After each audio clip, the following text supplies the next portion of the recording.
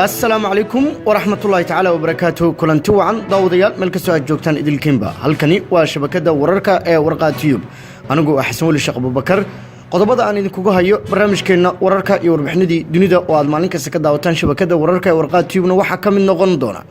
كدب جو-aankii madaxweyne Trump dalalka Carabta oo ka dhax bilowday tartan xagga hubka nuclearka Ilhan Umar iyo saaxiibadeed Ocasio-Cortez oo iska difaacay weerar uga yimid saraakiisha u ololeynaya in Trump uu ka baxo heshiiska caalamiga ah ee xagga ka ganacsiga hubka madaxweynihii la afgambiyay ee Suudaan Umar Hassan al-Bashir oo loo diyaariyay in la horgeeyo maxkamadda caalamiga ah ee ICC madaxweyne Putin oo qaatay go'aan uu ku garab istaagay Jamhuuriyadda Islaamiga ee Iran isagoo cagta hoosteeda geliyay go'aankii Trump ee Iran wararkeena kalena waxa ka mid noqon doona ciidamada kacaanka Islaamiga ah ee Iran oo basaasnimadii ugu weyneed ku sameeyay ciidamada Mareykanka dunidana u soo bandhigay tayaxumada ciidanka Mareykanka hogaamiyaasha dalalka Shiinaha iyo Ruushka oo ka wada hadlay xaaladda gacanka Kuuriya iyo dalka Venezuela qodobadaas iyo kuwa kale ayaan ku soo qaadi doonaa daqiiqadaha soo aadan barnaamijkeena wararka iyo warbixinadii dunida daawadayaal waa 28ka bisha Abriil sanada 2019 aan ku bilowno barnaamijkeena kadib go'aankii madaxweyne Donald Trump dalalka Carabta ayaa waxa ka dhax bilaabanaya tartan xagga hubka nuclearka madaxweynaha Mareykanka Donald Trump ayaa ku dhawaaqay Jimcihii in wadankiisu uu ka baxayo heshiiska caalamiga ah ee ka ganacsiga hubka kaasi oo uu saxiixay maamulkii isaga ka horeeyay ee Barack Obama iyadoo sidoo kale ay noqonayso tallaabadii ugu dambeysay oo ay Washington uga baxayso heshiiskan heerka caalami Trump ayaa go'aankan kaga dhawaaqay xilli uu ka qaybgalayay shirka sanadlaha ah ee ay qabato shirkadda u dooda xuquuqda dadka hubka haysta ee Mareykanka ee la yiraahdo National Rifle Association NRA shirkaasi oo ka dhacay magaalada Indianapolis ee wadanka Mareykanka waxa uu halka ka sheegay Trump in Mareykanku uu ka bixi doono heshiiskan oo ah mid ay qaramada midoobay taageersan tahay saxiixeena waan la laabanaynaa Trump ayaa sidaas u sheegay ka soo qaybgalayaasha shirka waxaana uu fariin u diray qaramada midoobay oo uu sheegay in waqti dhow ay gaarsiin doonaan warqadda cadeynaysa in Mareykanku uu ka baxay heshiiskan iyadoo warar goordhow soo baxay ay sheegayaan in madaxweyne Donald Trump uu heshiiskaas saxiixay heshiiska ka ganacsiga hubka Arms Trade Treaty ATT kaasi oo ah mid caalami ah waxa uu xadidayaa ka ganacsiga hubka fudud iyo kuwa militarigu adeegsadaan waxaana meel mariyay golaha guud ee qaramada midoobay sanadkii 2013 kadibna waxa uu saxiixay Mareykanka madaxweynihii waqtiga Barack Obama laakiin golaha sanadka ee Mareykanku ma aysan ansixin heshiiskaas ururka ganacsatada hubka Mareykanka ayaa sheegay in uu heshiiskaasi ka hor imaanayo xakamaynta hubka sharci darrada isla markaana uu ka hor imaanayo sidoo kale xuquuqda haysashada hubka muwaadiniinta Mareykanka ee dib u habeynta lagu sameynayo shirka loogu ololeynayo ka bixitaanka heshiiskan madaxweyne Trump uu ka hadlayay waxa uu aqalka sare ee Mareykanka ka codsaday in ay heshiiskaasi aysan meel marin aqalka cad ee Mareykanka waxa uu ku tilmaamay heshiiska mid qalad ah isla markaana ka hor imaanaya awoodda uu Mareykanku u leeyahay in uu hubka ka iibiyo wadamada xulafada isaga la ah sidoo kale aqalka cad ee Mareykanka waxa uu hoosta ka xariiqay in heshiiskan uu awoodi waayay in uu wax ka qabto hubka aan sida xigmada lahayn caalamka isaga kala gooshaya isla markaana ay wadamada kale ee hubka ugu badan ee ka ganacsada ay sameynayaan sida Shiinaha iyo Ruushka Mareykanka ayaa ah dalka hubka ugu badan caalamka u dhoofiya waxaana dhoofinta hubka Mareykanka ay gaaraysaa 58% Ruushkana waxa uu caalamka kaga jiraa kaalinta labaad dhoofinta xagga hubka dhinacooda saraakiisha qaramada midoobay waxa ay wakaalada wararka ee Reuters u sheegeen in hay'adaha arintan u xilsaaran aysan horey u ogeyn in madaxweyne Trump uu heshiiskaasi gabi ahaanba uu ka bixi doono heshiiska ka ganacsiga hubka ee heer caalami oo ay 130 dal saxiixeen waxa uu sharci ahaan u dhaqan galayaa sanadka soo socda ee 2020 waxa uu sharcigan meelmarintiisu u baahan yahay in ay wadamada heshiiska saxiixay ay dabagal ku sameeyaan hubka ay dhoofiyaan iyo cidda ay hubkaasi markaasi u dhoofiyaan oo ay ka iibiyaan si aysan uga xadgudbin cunaqabataynta hubka ee saaran wadamada qaarkood 130 dal ee saxiixay heshiiskan waxaa ilaa iyo hadda ansixiyey 101 dal oo ay ka mid yihiin Jarmalka, Faransiiska iyo Britain, balse 29 dal oo uu ka mid yahay Mareykanka sharcigaasi ma aysan ansixin si uu sharci u noqdo. tan iyo markii uu xafiiska la wareegay madaxweyne Donald Trump 2017 Mareykanku waxa ay ka baxeen dhowr heshiis oo caalami ah oo uu ku jiro heshiiskii weynaa ee Paris lagu saxeexay ee xagga isbeddelka cimilada iyo heshiiskii nuclearka ee la galay Tehran. haddaba daawadayaal heshiiskan waxa uu si cad u qeexayay in la xakameeyo nooc kasta oo hub ah sida taangiyada diyaaradaha iyo waliba hubka fudud. haddaba maxay tahay sababta ku kaliftay in madaxweyne Donald Trump uu go'aanka noocani oo kala ah u qaato? madaxweyne Trump ayaa waxa uu ku doodayaa in Mareykanku uu leeyahay shuruuc xagga hubka ah oo ku filan isla markaana xakameyn kara hubka Mareykanku uu dhoofiyo iyo midka gudaha dalkaas laga isticmaalo. waxa uu sidoo kale madaxweyne Donald Trump ku doodayaa in wadamadii kale sida Ruushka iyo Shiinaha ay gacan banaan yihiin oo ay sameynayaan wax kasta oo markaasi ay awood u leeyihiin isla markaana heshiiskan uu gacmaha ka xirayo Mareykanka sida uu ku doodayo madaxweyne Donald Trump. su'aalaha kale ee la isweydiinayo waxa kamid ah maxaa saameyn ah ayuu ku yeelan karaa nabadgelyada caalamka heshiiska uu madaxweyne Donald Trump uu ka baxay.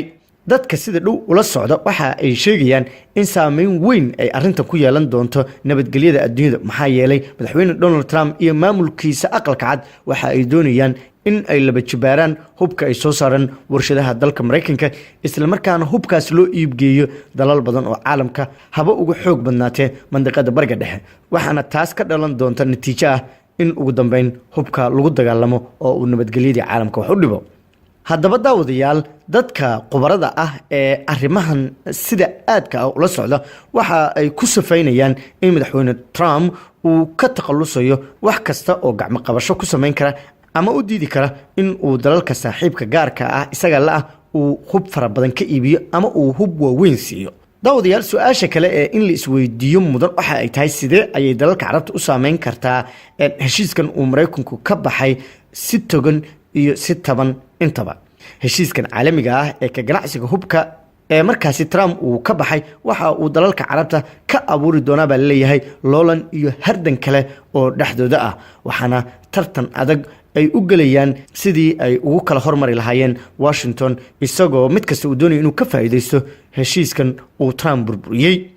dadka sida dhow arrimahan ula socda waxa ay odorasayaan in heshiiskan uu Mareykanku ka baxay uu horseedi doono tartan xagga hubka nuclearka oo ka dhex bilowda dalalka carabta kuwa khaliijka iyo kuwa kale ee Carabeed ee mandiqada bariga dhexe iyo waqooyiga Afrika dhaca. sida aad la wada socoteen ama aad ku daawateen barnaamijyadeennii hore maamulka Trump waxa uu horay u ogolaaday in 6 heshiis oo ku saabsan tamarta nuclearka lala galo Sacuudi Carabiya iyadoo dhowaan sawirro sir ah oo la soo bandhigay ay muujiyeen warshado qarsoodi ah oo nuclearka lagu sameeyo oo ay leedahay boqortooyada Sacuudi Carabiya taas oo Mareykanku ka warhayo isla markaana uu ku naasnuujinayo maamulka Riyadh. dalka isu taga Imaaraadka Carabta ayaa isaguna geed dheer iyo mid gaabanba u fuulaya sidii uu u heli lahaa quwad nuclear oo uu kula xifaaltamo dalalka asaagiisa waxaana la aaminsan yahay in si hoose ay howlahaasi u socdaan. dalka Qatar oo u arka dalalkan kale in ay cadow ku yihiin ayaa isaguna doonaya in uu ka faa'iideysto fursadan isla markaana uu heshiis hubka nuclearka la saxiixdo maamulka Trump maadaama aqalka cad ee Mareykanka looga arrimiyo uu ka baxay heshiiskii gacmaha ka xirayay ee u diidayay in hub fara badan oo culculus uu ka iibiyo dalalka qaar. ka bixitaanka heshiiskan caalamiga ah ayaa waxa la rumaysan yahay in dalalka carabta iyo mandiqada bariga dhexe uu ka abuuri doono loolan iyo hardan kale oo cusub oo ku aadan xagga tartanka hubka nuclearka iyadoo dal kasta uu ku hamin doono in uu quwad nuclear ah uu helo. daawadayaal isla arintan xildhibaanada muslimadda ah ka tirsan baarlamaanka wadanka Mareykanka Ilhan Cumar iyo saaxiibadeed Alexandria Ocasio-Cortez ayaa labaduba waxa ay ku lug yeesheen arintan ama wararka ku saabsan dhacdadan. ninka la yidhaahdo Chris Cook oo ah nin loobinista ah oo u ololeeya ururka NRA oo ah urur u dooda xuquuqda dadka hubka haysta ayaa waxa uu sheegay in dadka ka soo horjeeda in madaxweyne Donald Trump uu ka baxo heshiiska ka ganacsiga hubka aysan ahayn dad Mareykan dhalad ah. arrintaas marka waxa la fahmay ninkan inuu ula jeedo xildhibaan Ilhan Cumar iyo sidoo kale Alexandria Ocasio-Cortez oo labaduba ka soo horjeeda talaabada uu madaxweyne Donald Trump uu dib ula laabtay saxiixii Mareykanka ee heshiiskan. iyaguna jawaab adag ay arrintaas ka bixiyeen. waxaan ku horeynayaa Ocasio-Cortez waxa ay leedahay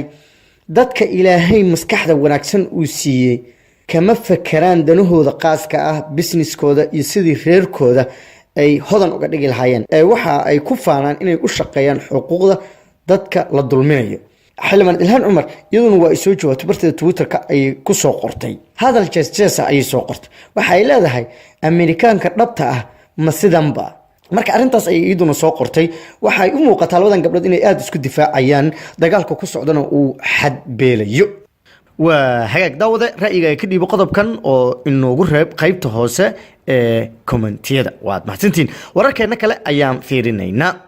dhaqdhaqaaqa Xamaas ee reer Falastiin ayaa si adag uga soo horjeestay heshiiska qarniga oo lagu dhameynayo colaadda mandiqada Bariga Dhexe. Ismaaciil Haniya oo ah madaxa xafiiska siyaasadda ee kooxda wax iska cabinta ee reer Falastiin ee Xamaas ayaa waxa uu sheegay in dadka reer Falastiin aysan marnaba ogolaan doonin qorshaha uu wado maamulka madaxweyne Donald Trump ee uu ugu magac daray heshiiska qarniga kaas uu ku doonayo inuu ku soo afjaro colaadda Israa'iil iyo Falastiiniyiinta u dhaxaysa. waxa uu sheegay Ismaaciil Haniya in qorshaha uu wado Mareykanku ay yihiin wax qar iska turnimo ah oo aan u cuntamaynin dadka reer Falastiin isagoo oo ugu baaqay dadka Falastiiniyiinta iyo dhinacyada Falastiiniyiinta oo dhan in ay u midoobaan.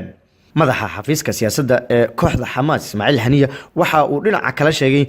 in heshiiska qarniga ee uu madaxweyne Donald Trump horboodayo uu u ogolaanayo maamulka Yahuudda in ay wali haystaan oo ay ku amar taagleeyaan dhulka ay xoogga ku haystaan ee reer Falastiin ay leeyihiin taas oo sheegay in ay tahay wax aan u cuntamaynin dadka Falastiiniyiinta ah. madaxweyne Donald Trump iyo maamulkiisa aqalka cad ayaa wada qorshe ay ugu magac dareen heshiiska qarniga kaas oo dhigaya qodobo waaweyn isla markaana la filayo in ay soo bandhigaan marka ay dhamaato bisha barakeysan ee Ramadaan ee dhowaan bilan doonta. docda kalena madaxweyne Putin ayaa qaatay go'aan uu ku garab istaagayo Jamhuuriyadda Islaamiga ee Iran isagoo oo cagta hoosteeda geliyay go'aankii madaxweyne Donald Trump ee Iran ku saabsanaa. madaxweynaha Ruushka Vladimir Putin ayaa mar kale ku celiyay sida ay Moscow uga go'an tahay in ay ixtiraamto heshiiska ay la gashay shirkadda caalamiga ah ee xagga shidaalka ee loo yaqaan OPEC kaas oo Ruushka u cayimaya in uu soo saaro xaddi suurtagal ah oo xagga shidaalka ah. waxaana uu hoosta ka xariiqay madaxweyne Vladimir Putin in aysan Ruushku kordhin doonin xaddiga shidaalka ay soo saaraan tan iyo inta Mareykanku uu soo afjarayo cunaqabataynta iyo dagaalka ba'an ee xagga dhaqaalaha ah ee uu kula jiro Jamhuuriyadda Islaamiga ah ee Iran. qaybihii ugu dambeeyay ee barnaamijka ayaan isla soo gaarnay. Jamhuuriyadda Islaamiga ah ee Iran ayaa gaashaanka u daruurtay warar ay warbaahinta waddanka Mareykanku ay warinayeen oo ah in Tehran ay codsatay in Mareykanka ay wada hadal la furto. afayeen u hadlay wasaaradda arrimaha dibadda ee Jamhuuriyadda Islaamiga Iran oo lagu magacaabo Abbas Musafi ayaa waxa uu sheegay in wararkaas ay yihiin kuwo been abuur ah oo sal iyo raad toona aan lahayn isagoo hoosta ka xariiqay in aanu jirin wax codsi oo ka yimid Tehran oo ku wajahan Washington oo ah in wada hadal la furo. waxa sidoo kale sheegay in aanu jirin wax wada hadal ah oo soconaya oo u dhaxeeya Iran iyo boqortooyada Sacuudi Carabiya. Iran ayaa waxa ku dul hoganaya cadaadisyo badan oo ka imaanaya wadamada reer galbeedka qaasatan Mareykanka waxaana la aaminsan yahay in arrimahaasi oo dhan ay ka dambeeyaan dalalka Carabta qaasatan Sacuudi Carabiya iyo isutaga Imaaraadka Carabta. ugu dambeyntii madaxweynaha Shiinaha Xi Jinping iyo dhigiisa waddankaas Ruushka Vladimir Putin ayaa kulan xasaasi ah yeeshay waxaana ay ka wada hadleen arrimo dhowr ah. hogaamiye Xi Jinping iyo madaxweyne Vladimir Putin oo u dabaaldegaya sanad guuridii 7aad ee ka soo wareegtay markii uu bilowday xiriirka istiraatiijiga ah ee qiimaha ku fadhiya ee u dhaxeeya Moscow iyo Beijing ayaa waxa ay ka hadleen arrimo dhowr ah. labada hogaamiye ayaa waxa isla adkeeyeen sida uu muhiim u yahay in la sii xoojiyo wada shaqeynta labada dal ka dhaxaysa ee xagga dhaqaalaha, ganacsiga, tamarta, sayniska, tiknoolajiyadda, arrimaha la xiriira hawada iyo waxyaabo kale oo fara badan oo labadan dal ay dan ugu jirto.